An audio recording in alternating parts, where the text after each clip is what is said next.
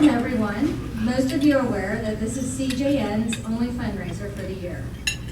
We are a very small organization. We do not receive grants, private funding, nor have donors that contribute extra large sums of money to us.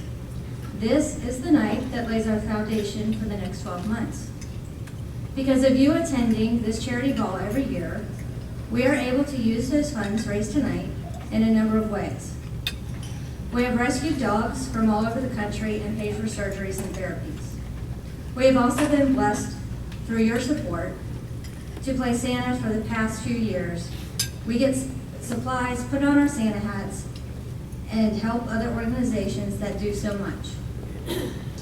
After each fundraiser, we donate a portion of the proceeds raised to one or two charities or shelters. Tonight's beneficiaries are, of course, Louie's Legacy,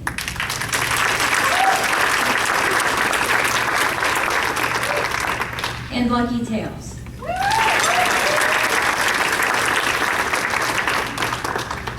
These are just a few examples of where your generous support goes and why we have this annual fundraiser. There is no such thing as a donation too small or too big. So go ahead and go big. So we thank you for supporting us tonight in the past 7 years. And we hope you all continue to support us in all the years to come. If everyone could please make sure that you leave an email address to us so that we can contact you about our fundraisers. We don't want to miss you. We love having everyone here and having a great time with you. Now it's my pleasure to introduce Canine Justice Network's founder and president, Natasha Madison.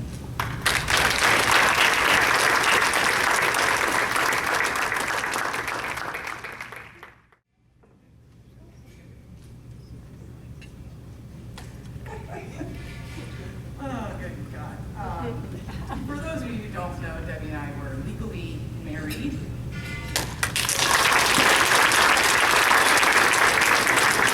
Finally.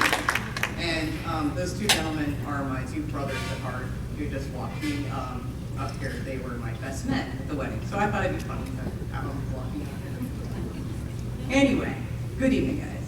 How's dinner? Wonderful? Good. Glad to hear it. Before I begin, didn't lose a bet, okay?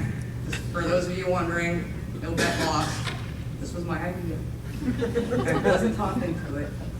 And I do want to say something, like Brandon, I'm going to go off my own thing here. I'm going to do a lot of that tonight, so bear with me. I want to thank my wife, Debbie, tonight. I've had some health problems the last couple weeks, and I haven't been able to do a lot with the fundraiser as I normally do. And she has almost single-handedly put most of this evening together. She stayed up until 5 o'clock in the morning the last 2 nights in a row. And I've been grumpy, and I'm sorry. And I'm so thankful to you for all the slack you've picked up from me. So can we all please give her a round of applause?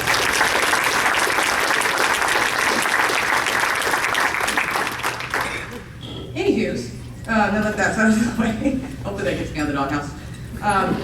It's great to see so many of the new faces here, along with the faces we see every year, to play catch up with you guys.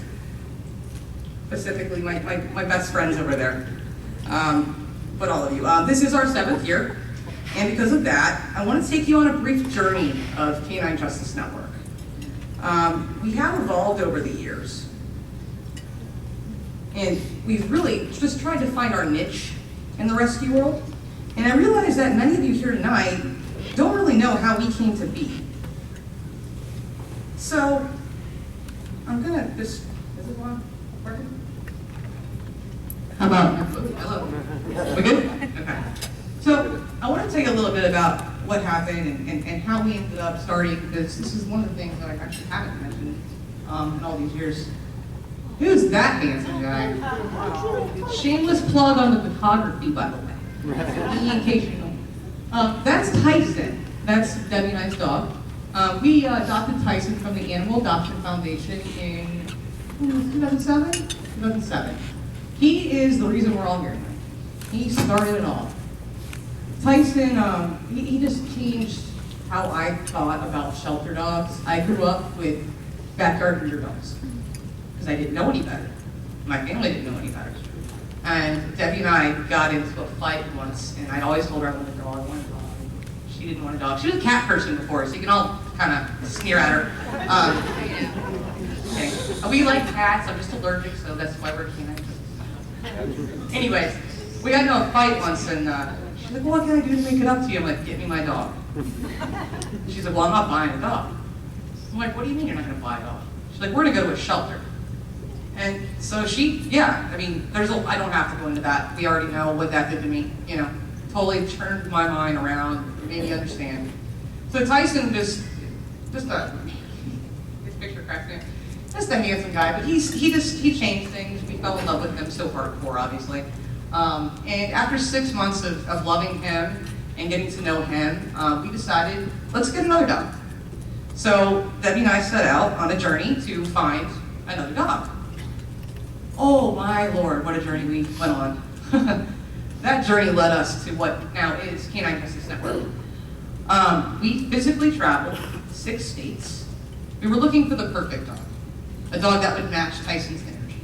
We had learned a lot about, I grew up with dogs, and we learned a lot along the way with Tyson, doing some research, reading books, etc. And knowing that if we're going to bring a second dog into our family, we need to make sure that dog's energy is going to be right for Tyson, right for us. So we, like I said, traveled 6 different states. Let me show you the dog we ended up with right before you got to see Jazz. That's my Jazzy girl. Yes. We ended up getting Jazz, but it was a long road to get there. So, like I said, we did a lot of physical going out to shelters. And guys, we saw some stuff that I'm not going to go into everything that happened on this journey, but I will tell you a few things. We saw shelters in conditions you can imagine. That's all I'm going to say. And what you imagine times 1,000, and that bad. Sick dogs in so many crates, so many dogs in one crate. Tammy, you know how that is. We saw, actually let me take you to a different part of this story. We went out to meet a lady, I think it was Owensboro, Kentucky, potentially. I have no idea about where it was. And it was in the wintertime. Was that? It was cold, very cold, and it was at night, and she had a puppy for us to look at. Beautiful dog. And I was holding him, and he was just real little, and she was just kind of pushing him off on me, like, take this dog, hold on to this dog, and you should adopt him, take him. I'm like, I'm not ready right now, this is too soon, and I can't just take him. And she had this look on her face, and a tear started coming down her eye. And I said, what's up? And she said, if you don't take him home, he's not going to be alive tomorrow. I said, what does that mean? She said, look, our shelter is outdoors. The dogs are freezing. Their water holes are frozen. They're not making it. I got in the car, I turned the heat up as high as I could turn it up, and I'm holding this dog on for dear life. And I had met a lady who had a rescue at the time. And I went ahead and called her.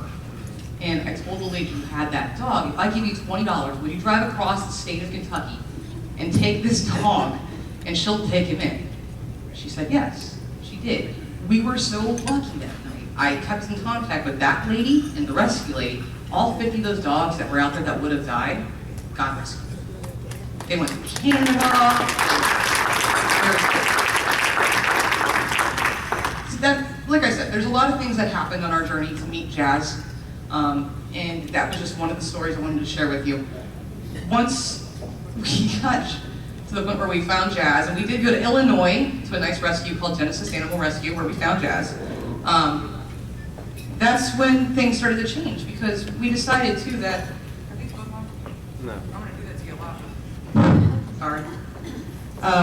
We decided that after that journey and the experiences that we had been through, we had to do something. Because I have told you guys, I said I've been here before, we don't want to be people that sit around and say, hey, let's do something, or, this needs changed, and then not do anything. We wanted to be people that did something, which you all are doing by being here. Supporting us does something. So we started Canine Justice Network. It was, I think Debbie and I were just sitting in the living room, and I'm like, we're going to start a nonprofit, aren't we? She's like, yeah, I think so. And then I was just picking out a name. So we started off Canine Justice Network with homeless dog matchmaking.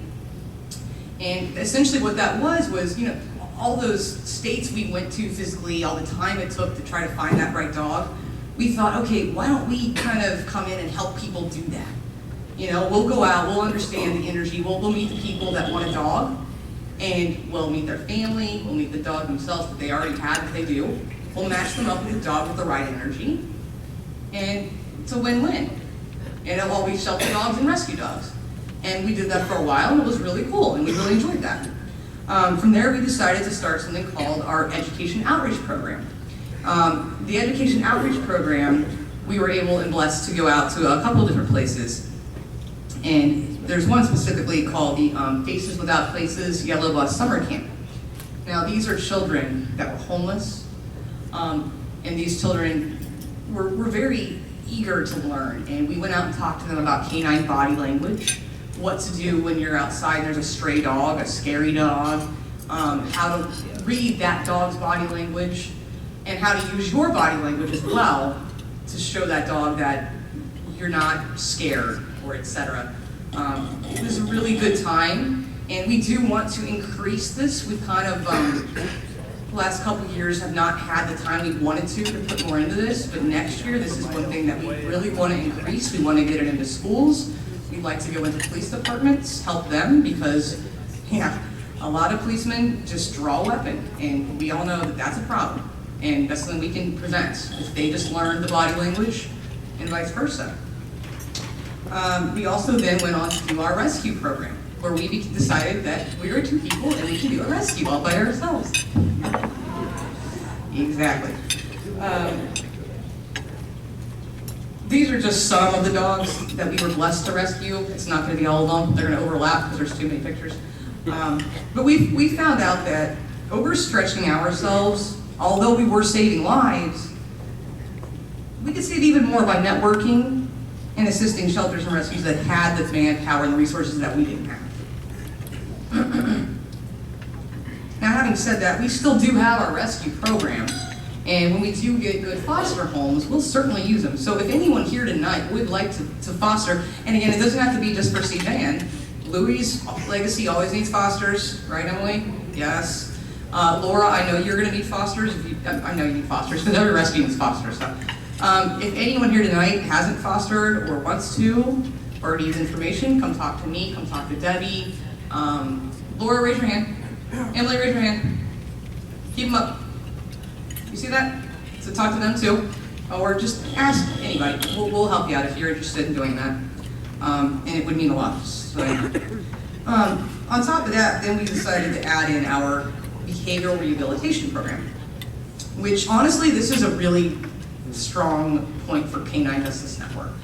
The behavioral rehabilitation program is something that along the way, through CJN's inception, Debbie and I had been reading, studying, going out to shelters, visiting, watching dogs, like studying dogs, physically just watching things happen naturally. And we became, over the course of a couple of years, self-taught dog behaviorists. And we began the program, and even we were surprised by the need and the results. Those pictures there are just a small fraction of the families that we've been blessed to help. And what essentially it is we come to your home, we fix problem dog behavior. We're not trainers, okay? There's a big difference there. The reason this is so important, there are many reasons. Instead of pets going through the revolving door of shelter to home, home to shelter, they stay home. They stay home. It's that simple. There's no reason a dog in Cincinnati should go to a shelter for any reason, but certainly not because of behavioral issues. And I stand here telling you right now, guarantee that. We make this affordable so that everyone can get the help they need. The Marines say leave no man behind, right? So we leave no dog behind. One-time donation of $40, that's it. It's tax deductible to you, and it goes straight back into CJN's account. Now, bringing up CJN's account brings us to why we're here tonight. What does CJN need funds for? Well, this is where we are in our evolution timeline right now. We take the funds raised here tonight by you, and we turn those funds into supplies, much needed supplies for shelters and rescues. We use our funds to pay for dogs with medical emergencies, dogs that need life-saving surgeries. From the last year, I just have a couple examples for you on these specific cases. This is Lucia, and I'm doing it to you again, and Chiclet. Sorry, I can keep bending down. Both dogs were in a shelter, both needing critical help. Lucia came to the shelter with bullets shattering her leg. This is here in Ohio, okay? She needed an amputation. Because of all of you that were here last year, we were able to do that for her, get her that amputation, pay for that surgery.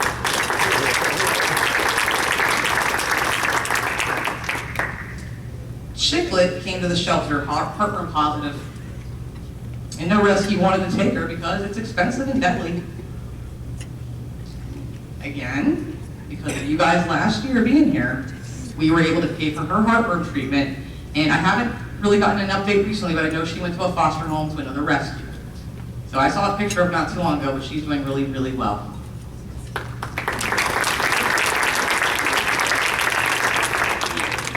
Again, these are just two examples from this year. We've been very blessed by all of you that come to this fundraiser every year to support us in making a difference in the life of needy pets.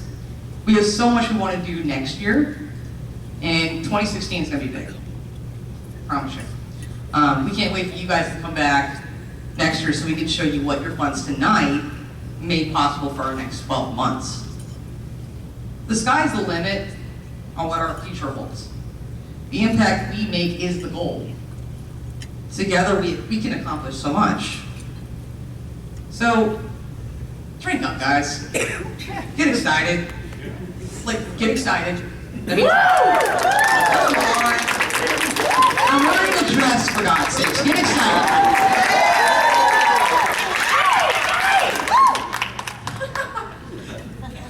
Oh, God, I thought we were about to have a mariachi band. It's going to be a wonderful night. Again, Keith Jones and the Makeshifts, awesome. Adam Minnick, you're funny, and I can't wait to be laughing in a few minutes. Richard Darshwood is going to blow our minds, guys. Get those checkbooks out. Credit cards, cash. I'll take pink slips tonight. I'm fine with that. Let's have a great time. Let's raise more money tonight than we ever have. And God bless you. Thank you.